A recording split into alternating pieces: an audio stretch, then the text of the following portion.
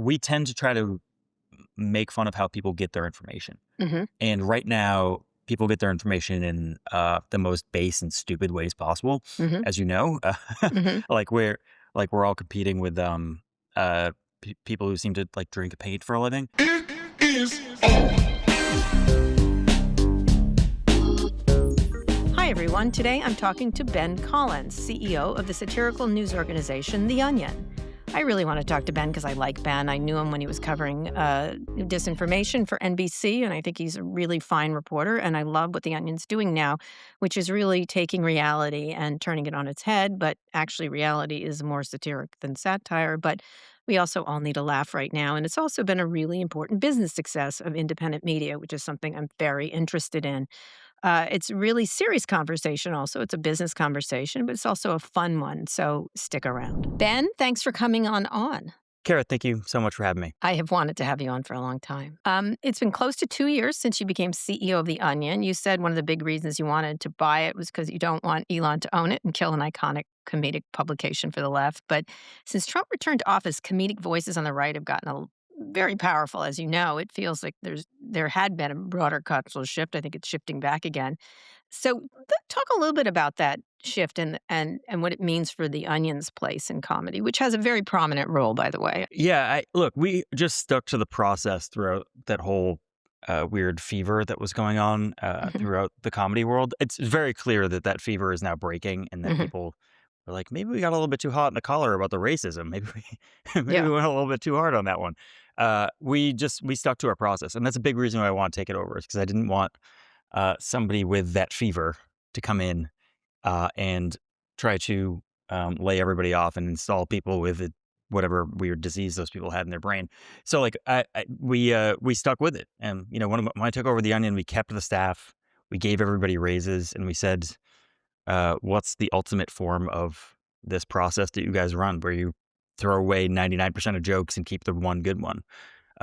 And we stayed true to that, and now it's really paying off. I think like where other places, the Austin comedy scene dying, other places starting to realize they may have had something to do with the installation of a fascist regime, where we never wavered. We've just always been exactly who we are. So it's really interesting because there's always a place to go where other people aren't, and everyone sort of rushed over to that manosphere comedy scene. And then there's lots of them, you can't tell them apart. That's how I feel. I'm like, which one is it? Which one has the mustache? I don't know. They all sound the same. What sets it apart?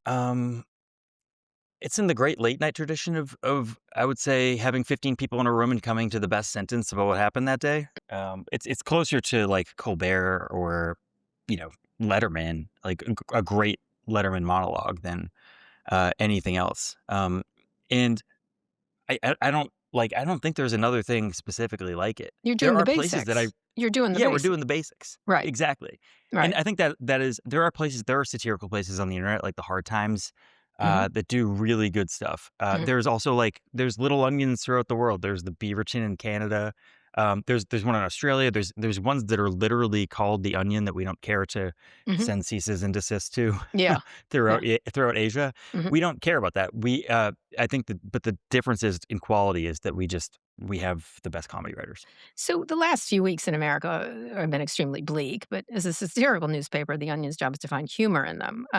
Let's talk about Minnesota. In the last few weeks, ICE agents have killed, I say murdered, 2 American citizens. I want to read 2 Onion headlines about Minnesota that are superficially similar. One is Democrats condemn ICE for murdering without proper warrants. And the second is Kristi Noem calls on Minneapolis residents to stop obstructing murders. Talk a little bit about this, how you're thinking about this. The one from this morning is ICE agent stuffs sock under mask to give himself chin, which is precisely how we're thinking about it. I love a penis reference, but go ahead. Yeah. I'm from the news, so I went in here hot and under the collar, and I was like, guys, we got to hurry up. We got to do things quick. And they're like, no, we take a breath. We take a breath before things happen to really contextualize stuff and see how things feel in the moment. And that's become a really big part of what this company is sort of providing the one sentence that is able to distill American life right now. And they take it very seriously in the room. They are ruthless about word choice and where people go with each word in the sentence. Um, so I'm proud of them for just telling me to shut the fuck up and just be like, guys, like we need to take a step back here. Um, and by the time we have that like perfect take on the moment, it gives people a lot of catharsis, I think. People struggle for 9 or 10 hours to come up with the thing that come up with the feeling that they're thinking put into words. And uh, right when people are at their breaking point of where they are emotionally, we do tend to provide exactly the right sentence, and that's our role. The Democrat one is as equally funny as the Christine Elm one. They're powerless, though, at the same time. Is it hard to satirize the powerful or easier at this moment? I mean, there's there's several parts of that. Um, they they think they're omnipotent, and they look incredibly uh, weak. They look soft. In the chasm between that, there lies a lot of comedy. Mhm. So going after power structures like that, um, I think you have to do it in a way that isn't um, exclusively filled with rage, and you have to take a like again, just contextualize everything and take a step back and take them for who they are, psychoanalyze them. And I think that's really what we do. I also think we do something that the news just simply can't or won't do, which is I always say we say the sentence that we say the unsaid sentence in American life. The people that when you're talking to people on the street about what's going on, uh, they say it, but the news will never say it. Right. What they actually There's think are making jokes about it. But is the powerless Democrats funnier than the powerful Trump administration? um, people who are just kind of standing there and saying "Stop hitting me," but have a little bit of power. There was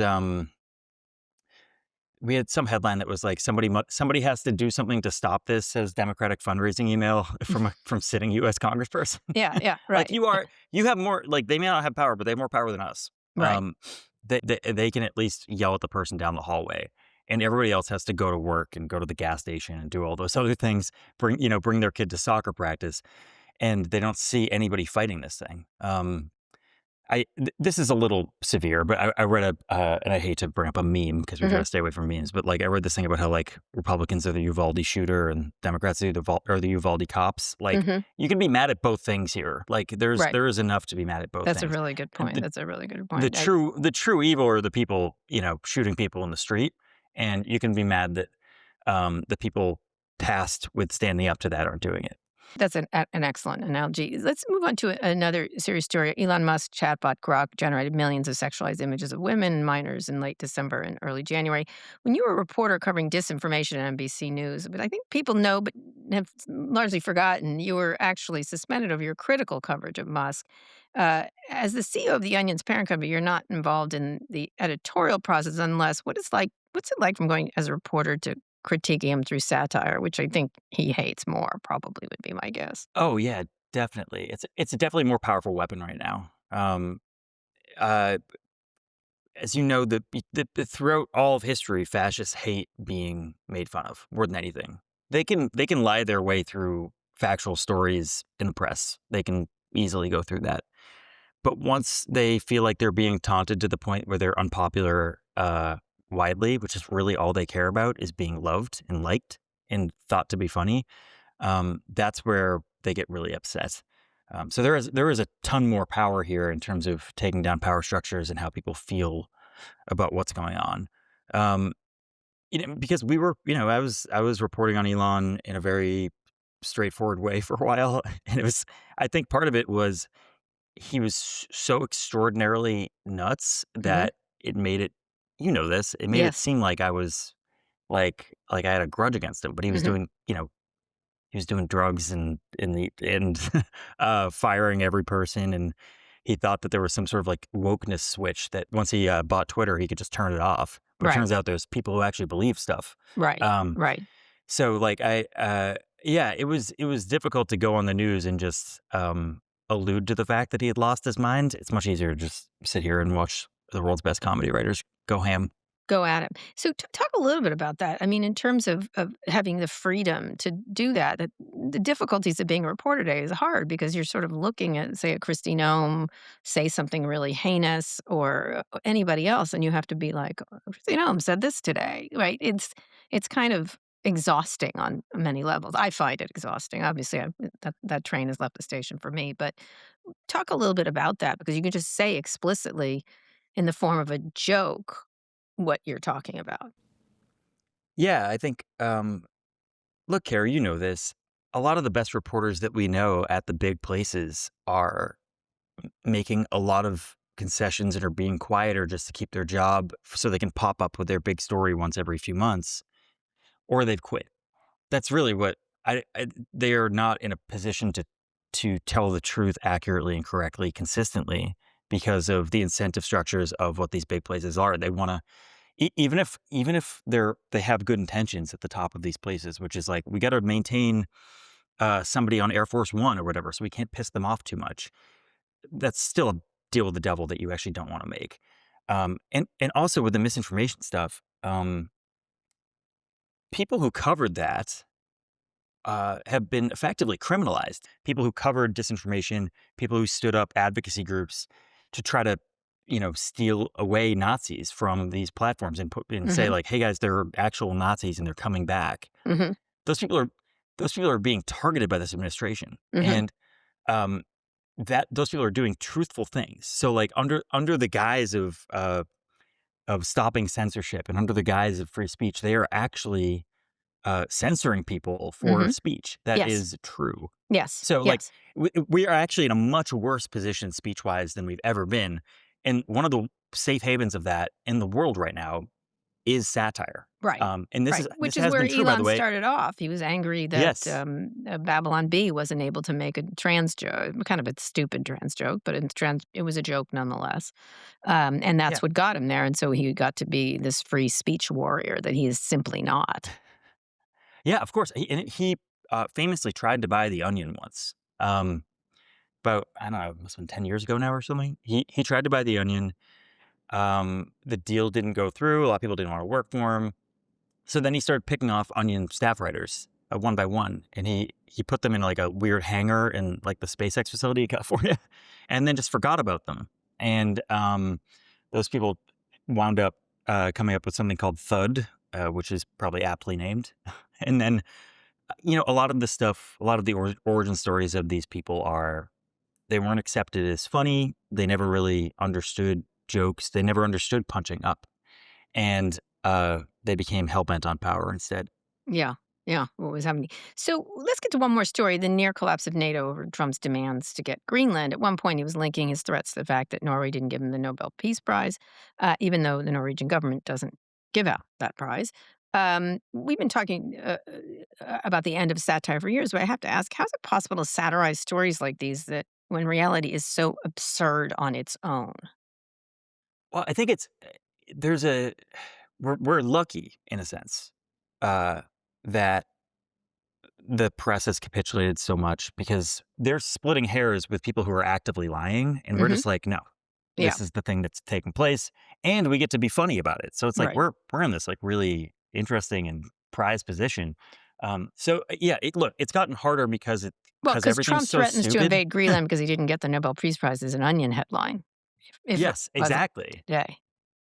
Yeah, like everything is so stupid. So in that sense, it is hard to compete with reality. So, in the bigger picture, if it's at one hand, it's not funny times we're living in, and at the same time, the one of the key news figures is a parody of himself on purpose. How difficult is it to do satire in 2026? Um, I actually think people keep saying this as if it's like this horrific uh, burden, and it is. Like it's harder to be funny now, but it's actually easier to push the lines if you think about this. Like we made a 22-minute documentary where um, Jeffrey Epstein rises from the dead, and like a horror movie figure at the end of Mhm. it, It was called Bad and Pedophile.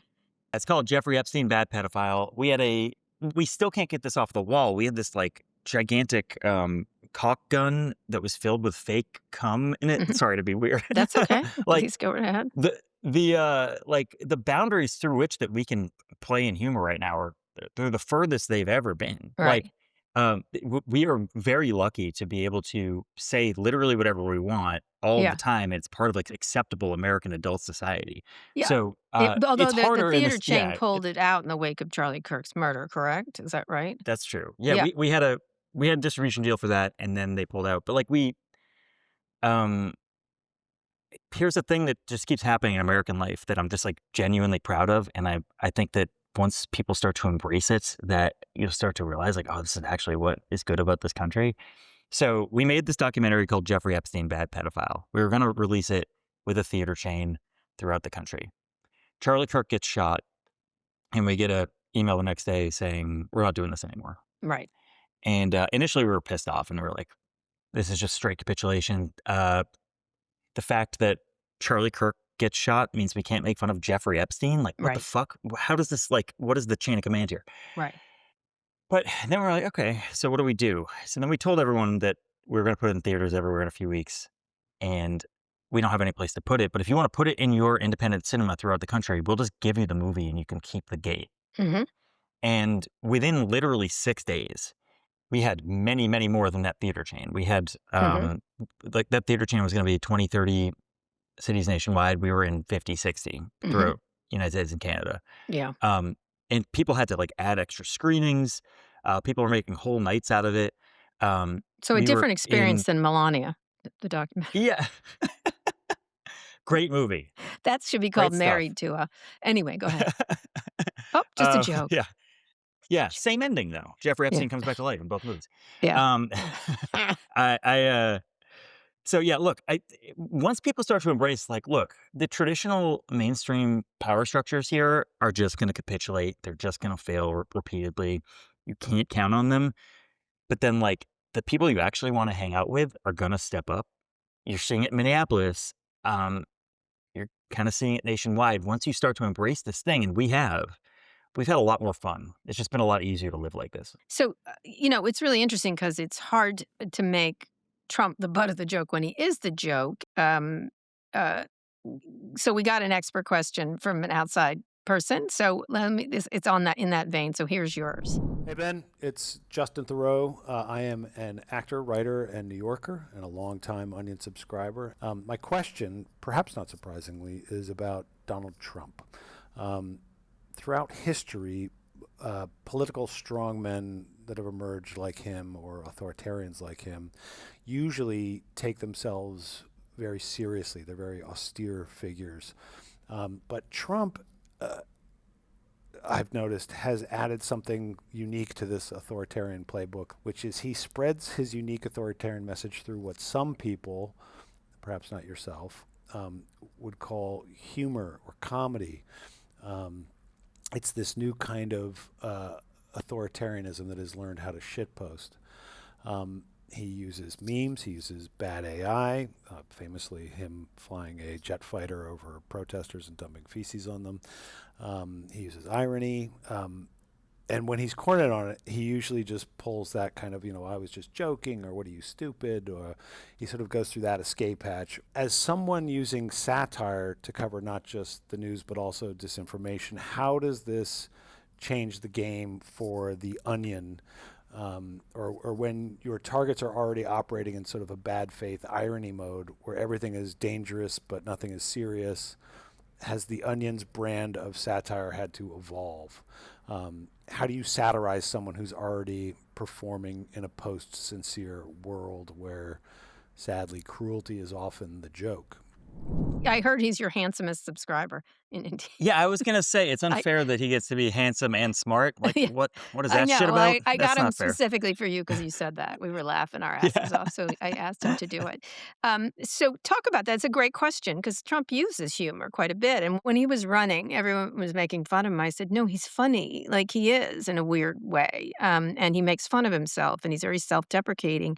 And of course, that's moved into using cruelty as humor, which sometimes is funny to people. So talk about what he's saying there. It's a very complex and interesting question of what you do then when the authoritarians take the playbook that hurts them. Yeah, no, he's funny in a way a bully can occasionally hit on something, right? But I always ask this to people: have you ever heard this man actually laugh like in a way that you can't control yourself? Every good person you know, you've been around them, and they have laughed so hard that they can't handle it, right? Mhm. He's never done that.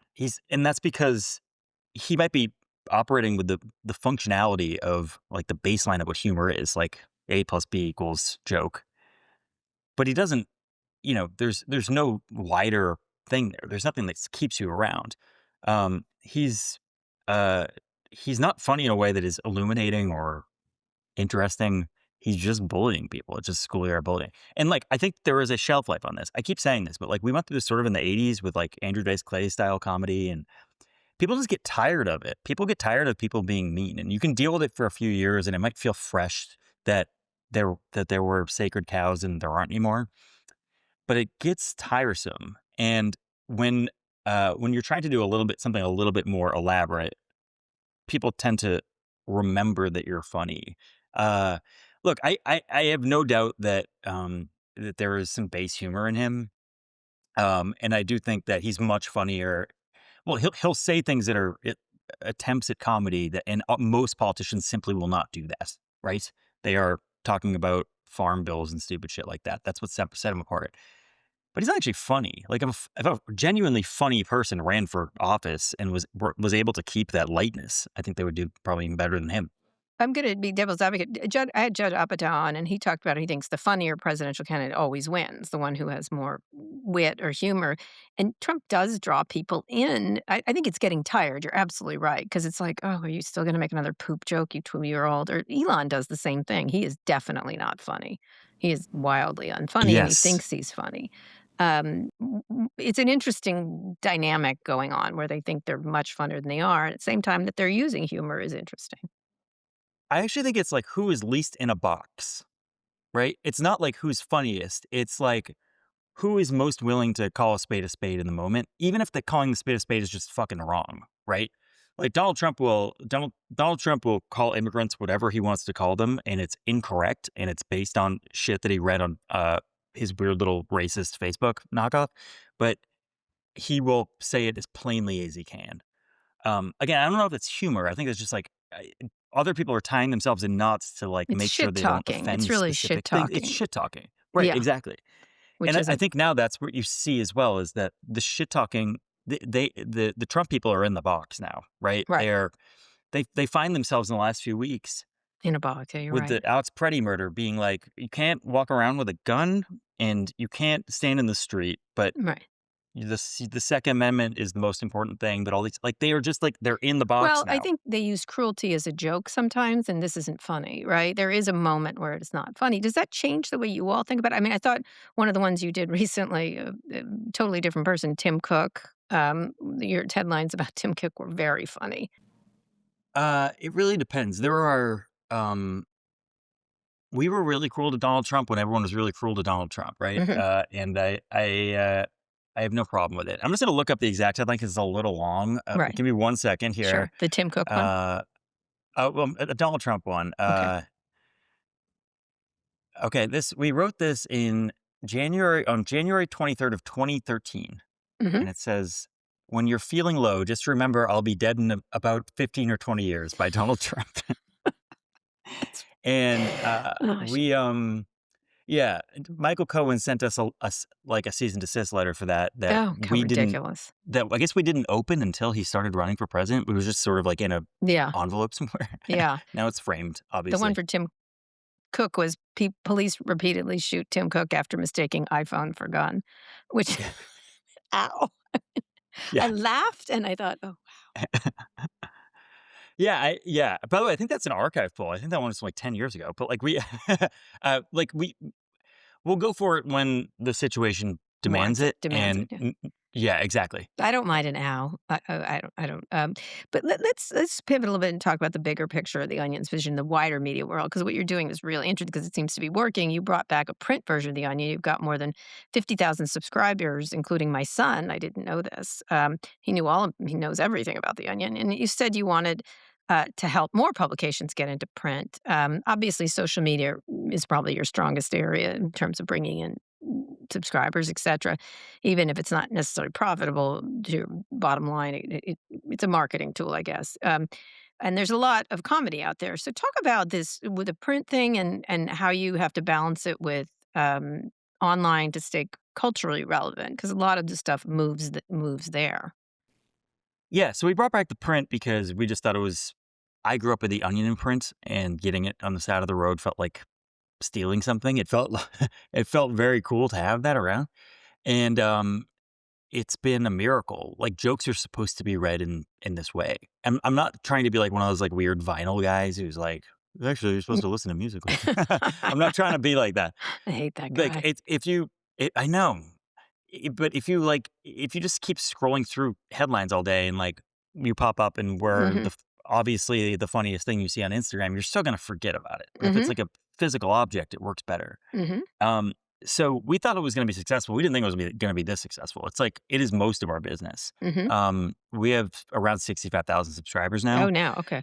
and we are close to having more than the Washington Post in terms of print Well, subscribers. That's our goal for this year. well, Yeah. they're Well, actively yeah. I mean, that's not trying gonna to. be. They're trying to go Yeah. It's down while you're. They're actively trying to go down while you're well, trying to. we didn't think they were gonna not be a newspaper anymore. So like Yeah, that was maybe a different goal. yeah. Um, but like, look, another thing we didn't expect is like your kid is a Onion subscriber. We didn't know it's being used as like contraband in schools, and we Hmm. love it. Like, we Hmm. keep hearing He's older. He's people stealing 23. it from their kids. Hmm. Oh, okay, I didn't know that. Wait, seriously? Yeah, Oh, oh my God, good. Kara, I had no Yeah, idea. I know. I know. He You're watches most of please. everything online. Like, he told me he was watching Frontline, and I was like, "Oh, PBS." He goes, "I don't watch PBS." Like, he watched it on YouTube, obviously. So he's quite Sure. online in his media consumption. But in this, I was surprised. I was interested. So Yeah, and that's great. And like I thought he was 14 because that's the thing that keeps happening. yeah. Like, Well, I people keep had Mad saying, "Can you?" Magazine. Mad Magazine was Y- my version of that, but Yeah, or National exactly. Lampoon or Cracked. Like, Cracked. people, Cracked is great. Hmm. Cracked turned out a bunch of incredible, They did. like Cracked truly was remarkable amazing writers. because it was sort of meaner than Mad, and Mad was pretty mean. Mad could be pretty mean. Yeah, So most it of your was. revenue comes from print right now, correct? Yeah. People pay $100 a year, and we don't have the world's biggest staff. I mean, I think in our lore, I think we have like 500,000 employees, but I Mhm. think we actually have like 30. Mhm. Yeah, no, I know. Costs have to be in line. And then like the other way we make money is brands come to us because no one can speak normal anymore. Everyone relies on AI too much, so they come to us to get their brands to like. We have a copy agency. We get them to talk normal or be funny or whatever. So uh, business is good, but we need people to buy the paper, and the paper's great. Mhm. So But people are online, very what's happy with how it. important is that to your business? Even if it's not a It's revenue driver. Sure, it's top of funnel. Like, we try as much as we can to get as many people to know what the Onion is, and to get we have this weird gap where every teenager knows what it is and every 35 plus person does, but there's this gap in the middle, trying to bridge that gap. Um, and also, like, to me, it's important that people look to us in these moments, in these like big national crises, for the right, um, for us to thread a needle. Like, after Charlie Kirk was shot and everyone kept getting fired, people were like, "When are you going to say something about this?" And we had we had a headline that was, "Report you to be fired for reading this headline about Charlie Kirk." Like, and it was just exactly what was needed in Yeah, that you have to moment. wait and have the right thing to do. So another thing, you're still in the middle of trying to buy Alex Jones's site InfoWars, but it's been on Yeah, hold for more than a year. As I said, you were a reporter who covered fake news, and you're trying to buy one of the biggest spreaders of actual fake news, or at least used to be. I mean, one could say it's trolling, which it is a little bit. Talk about what is happening right now and what your actual goal might be. sure. I don't recommend trying to buy the world's most famous psychopath's website. I think it's Mm, like a bad idea. yeah. Yeah. However, it's been, it's the fight of our life, I guess. We have, so the Sandiok families will basically only sell this thing to us, and it's the only way they're ever going to get money. Um, the lawyers around this case have made lots of money. Alex Jones' lawyers made a lot of money in the 4+ years after it was decided that he owes these families $1.5 billion. But they haven't seen a cent. They literally have not seen a penny. So we're trying to get them a penny, and maybe some recurring pennies over time. I will say we have grand designs if we end up with this thing. Like we really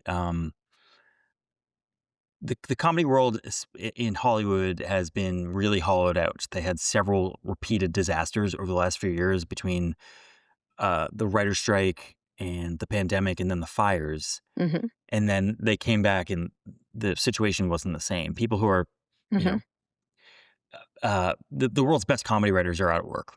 And the way that we satirize stuff also has to kind of update itself. So I don't want to blow too many things, but if we end up with this thing, which we're hopeful we do, like we're kind of at the mercy of the court, Mm-hmm. but we're hopeful we do. We're gonna make it as big a deal as we So possibly what? can. We think Give this me is a like a very grand big design. opportunity. The annual Alex Jones Award. What? No, Like the I mean, Oscars, look, the Alexes. yeah, there are plenty of people worth mocking that aren't straight news things. The Onion was invented to sort of like be a take on the New York Times. The Onion News Network, which is incredible, and we brought that back too, was a take on CNN, more traditional news. Then we had Clickhole, which we eventually sold, but that was supposed to be like BuzzFeed news stuff. We tend to try to make fun of how people get their information. And right now, people get their information in the most base and stupid ways possible, as you know. like we're we're all competing with people who seem to like drink paint for a living. So nobody has done the widespread take on that. It's not just obviously Alex Jones is not the only guy who does that. So we're going to be playing in that space, and there are professionals who are kind of doing it. You kind of see them around on your feeds already. We just want to give them a more centralized hub. Oh, interesting. Would you do it again if you're already deep in it? But is it draining to do this? It's deeply draining. Like I've had to learn about bankruptcy law. I don't Mhm. know anything about this shit. I don't, Yeah. I don't care. So what's your Like chances of getting? uh, it comes down to like a bunch of court decisions, but like the Supreme Court has already ruled, like, dude, you have no outs. Yeah. It's just that everyone's afraid to deal with him because the guy has abused the justice system at every step, and Mhm.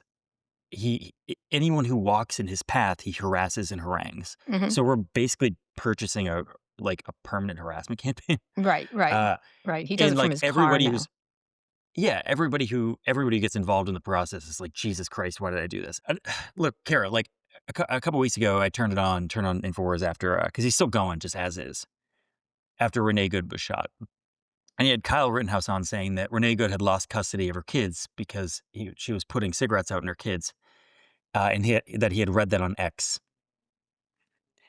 And I was like, these motherfuckers are just going to keep doing this forever, aren't Yeah. they? Like, Yeah. and they're going to make so much Yes. money. They make Yes. so much money doing it. Yes, they And are. I just think that there is there it there just has to be somebody who's just going to say, okay, enough. Enough. Like, Yeah, I and agree. Like I, someone was. I'm Go ahead. Someone was talking about Minnesota. Fall we won. I'm like, they're going to Ohio next. Just so you know, they don't stop.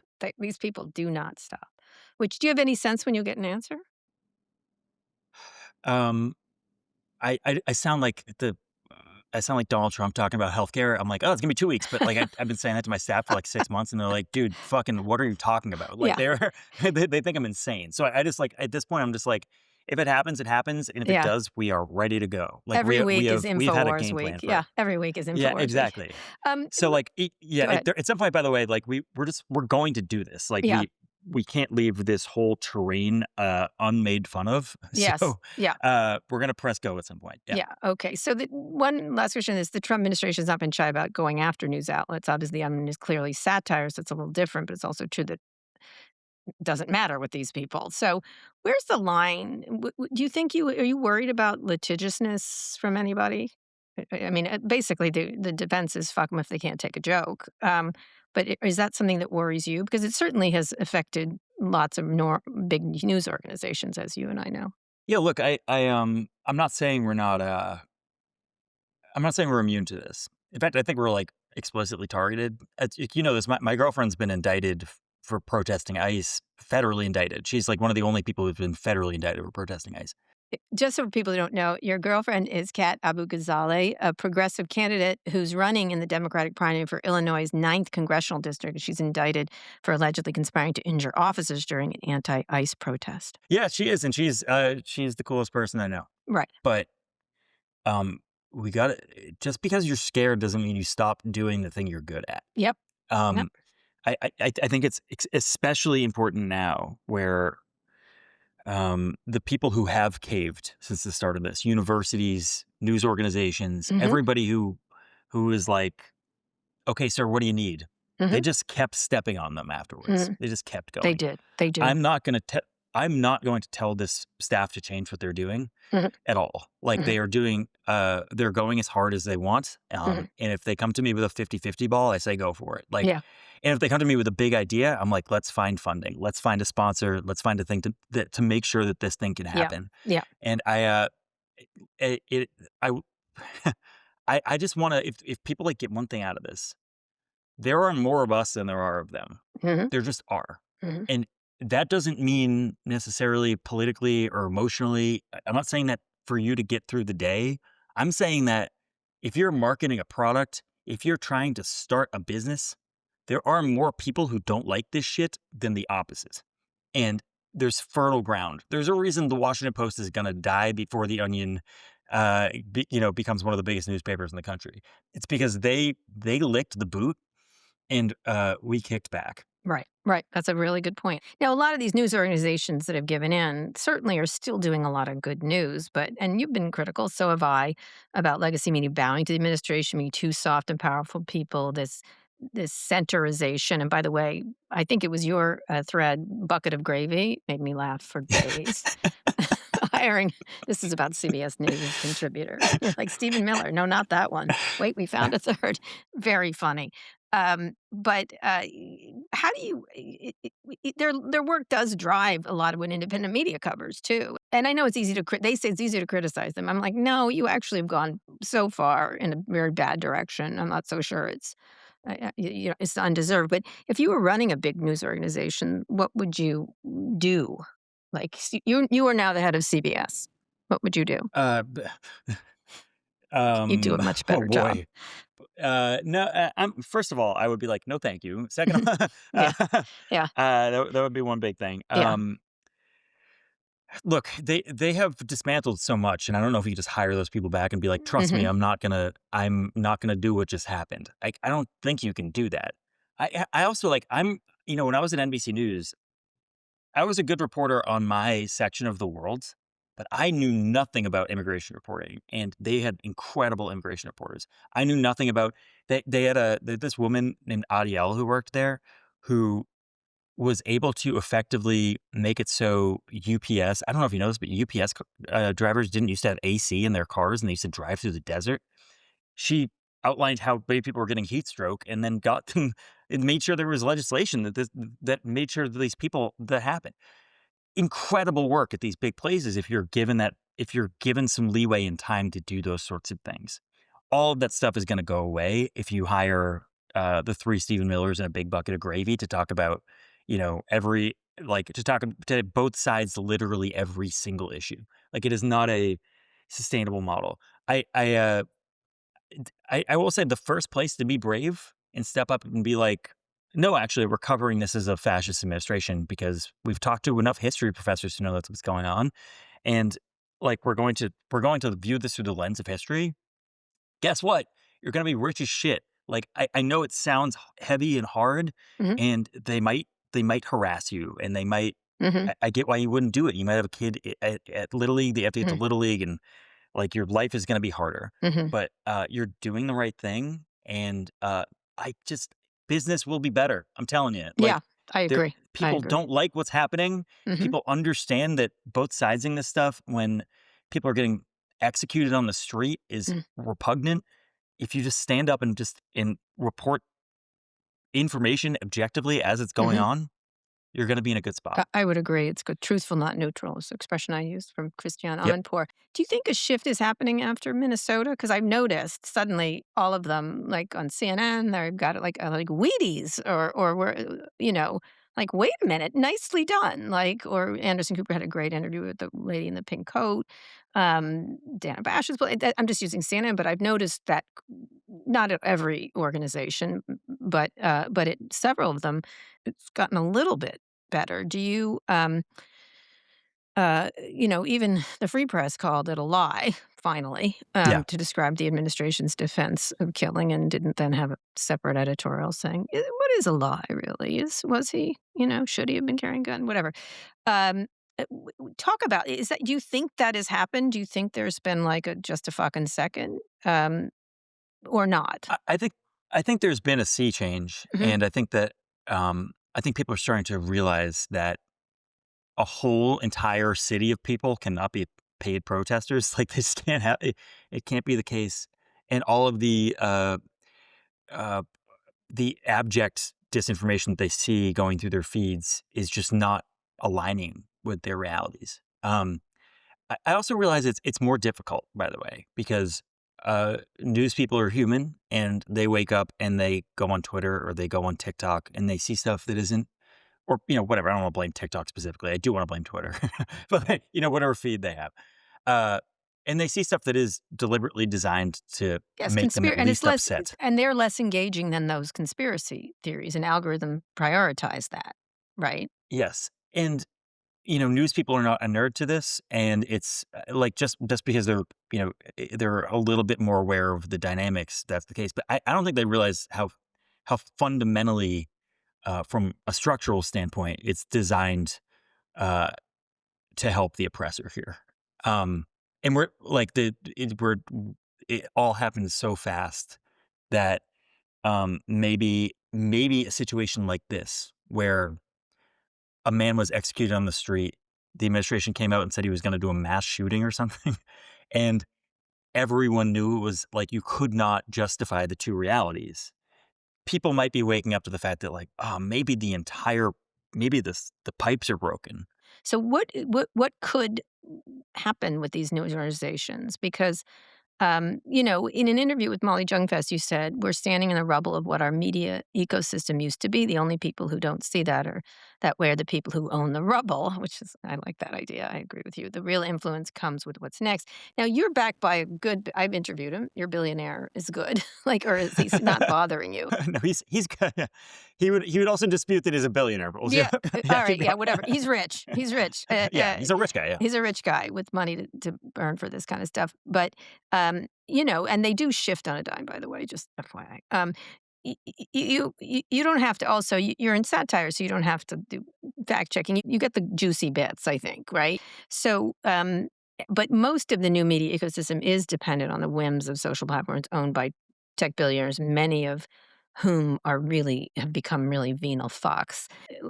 At the same time, we don't want news just fed to us by influencers also. And that's what I was Right. joking with your list of CBS contributors, a bucket of gravy. It made me like, it's like, exactly, it's a bucket of fucking Yeah. gravy is what you're getting here, which might be delicious, by the way. I love Yeah. gravy. Who doesn't love gravy? So good. How do you square that? Now you're in a fortunate position in many ways. Um, there are two major things that I did, I think. And I didn't do it. My staff did. My team did. Everybody here did this. That includes our chief product officer, Danielle Sterle, and our chief marketing officer, Leila Brilson, and our whole editorial team. One, we really steeled up like, this is the process and the Onion is its process. So if you come in and break the process, it's not the Onion anymore. And the Onion's process is you go in, you have 15 joke writers that come in through a long pipeline that start with fellowships and all these other things, and they learn over the course of time what an ideal Onion headline is. And then every day they come in with 15 headlines and they leave. So it's like 150 to 200 headlines a day. And then they leave with like one or two. That process has to remain in place. And if we deviate from that, we're no longer the Onion, just the way it is. So that's one very major thing, is making sure editorially it remains the same and you can't mess with that thing. Our editor-in-chief has been here for 30 years. there are people on our staff who, when it was going through the private equity phase, Mm-hmm. we have a woman on staff who has an engineering degree from Brown, Mm-hmm. and she at any moment could have left, and she was making probably $50,000 a year. Mm-hmm. And she stayed because she believed in this thing. Those people are the onion, and we're going to make sure they're protected, and we're going to make sure that the process that feeds into this makes it so it remains that way forever, and can update and do all those things. And then the second thing is you got to own your own thing. That's why we have a newspaper. Mm-hmm. Like, I don't think they'll go after the U.S. Postal Service. Isn't it in the Constitution? Mm. But like, They can try. they could try, and it's people. It's a pamphlet. Like, it feels like the Civil War, baby. Like, we're like, we get to send these things out to people's mailboxes, and it feels like a secret. And that will help us endure. And we're very big into archiving our old archive. We want to make sure that what we do is enduring and totally separate of these pipelines that are being eaten alive by rich Yeah, people. I would agree. I've had several really wealthy people. They're all interested in media now. I don't know if you've noticed or gotten calls, but they're like, "Hey, I'd love to talk about investing." I go, "I don't want your fucking money." And they're like, "What?" And I'm like, "I make plenty of money." Do you even want the Washington Post anymore? Do you? Because you would have to call 5 rich guys, and I don't even know if, I don't why know. would you want to put Well, yourself through because I'd that, have a right? lot of them, so none of them would have power. I have a whole scheme to keep them in a position. Are you going to do it? I don't know, but I don't know. No, he won't talk to me. What am I talking about? No, he's in busy. If I go to, I guess, a fashion week and take some Botox, I suppose I could get to talking to him. He doesn't even fucking want it He doesn't anymore. care. It has no utility to him whatsoever. Just call him and Actually, be I like, would I'll give turn you it into a satirical publication at this point. But this one rich guy was like, "Oh, you don't want to have a talk?" I'm like, "I don't. Like, thank you." Like, and he's like, "Why?" I go, "I don't want to talk to you." Like, I know it sounds dumb, but I just am very happy making money, and when I don't, I'll stop doing it, I guess. But right Kara, now, I keep talking it's about this. freeing. It's freeing. Yes, there are the two economies. It's sort of like what we were talking about with the theater chain earlier. Mhm. I keep talking about the two economies. Like, it's the economy of the real, and then the economy of gambling and speculation and all this extra shit.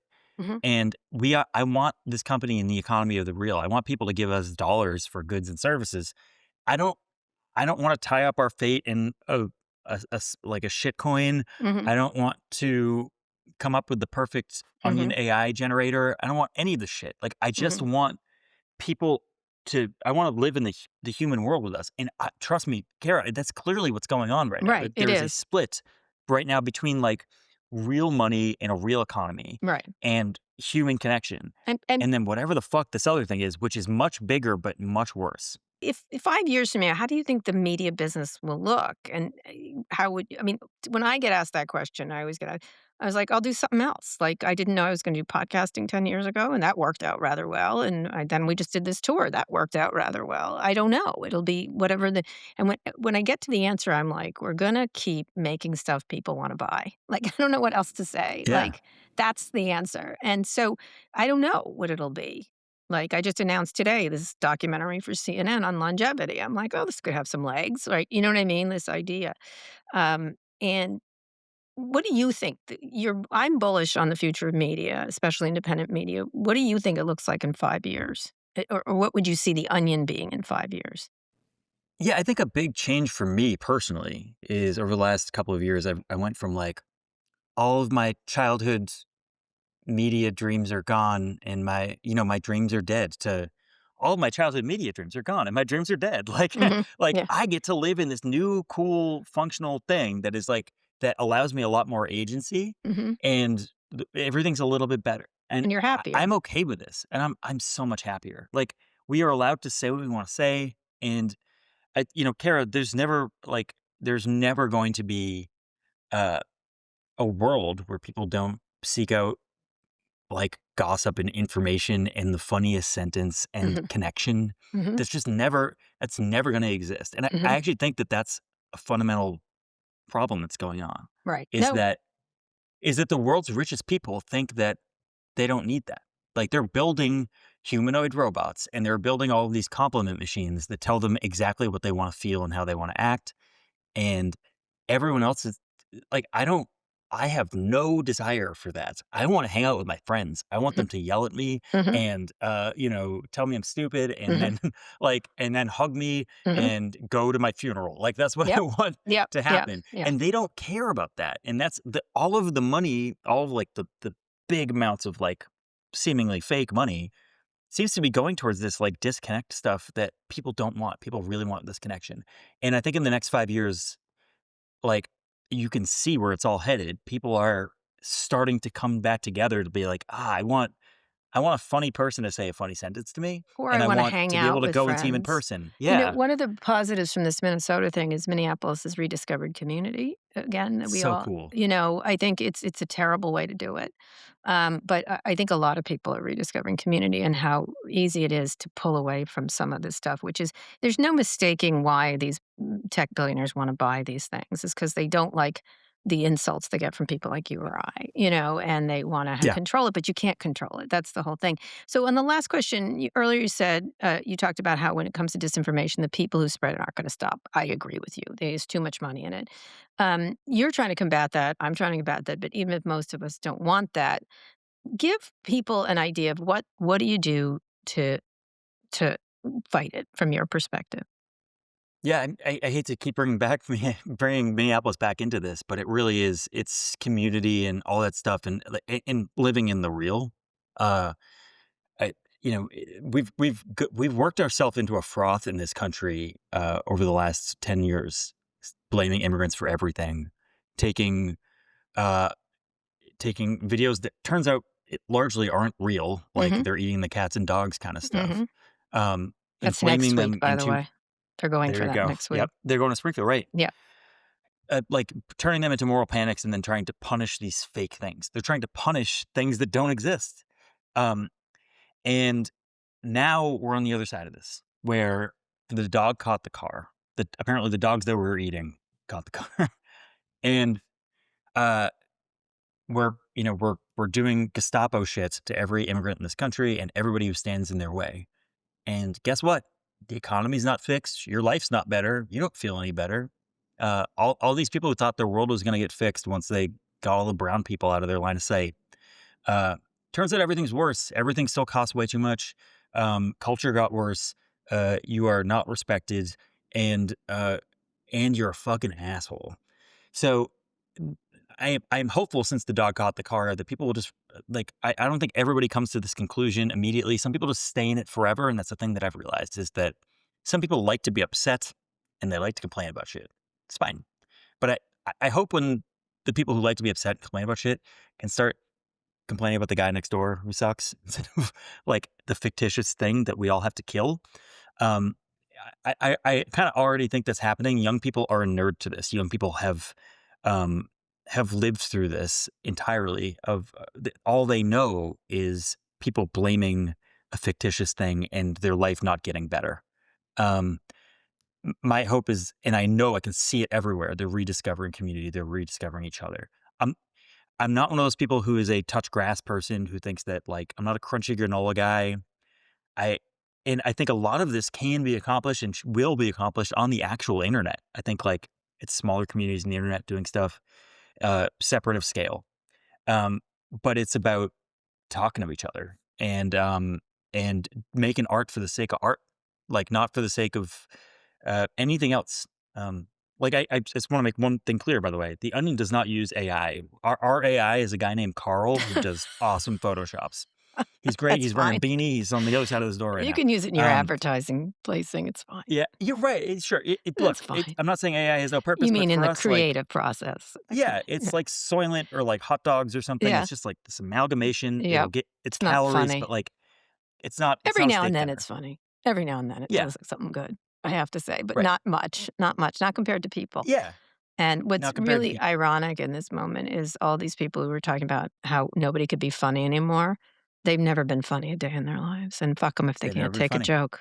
Fuck them if they can't take a joke. I've seen some of the funniest shit in my life over the last couple of years. The people who are like, who can't seem to find humor Yeah. and who seem to be upset all the time about not being Mhm. able to say like one specific word. Mm. They haven't found the new words that are much funnier. Yeah. Like there's like we're living in a golden age, and you'll see it. Once you look back on it, you'll figure that out comedy-wise. We're not living in a golden age of anything else. Yeah. Anyway, Ben, thank you so much. I love The Onion. Everyone should subscribe. It's really funny. It's just really funny. Makes me laugh all the time, and we could all use a good laugh. Thank you. Kara, big fan. Keep doing what you're doing. Today's show was produced by Christian Castro-Russell, Michelle Alloy, Megan Burney, and Kaylin Lynch. Nishat Kurwa is Vox Media's executive producer of podcasts. Special thanks to Bradley Sylvester. And our theme music is by Trackademics. If you're already following this show, you're building community and laughing with friends. If not, you're angry because you're the butt of the joke or Elon Musk. Thanks for watching. See you on Thursday.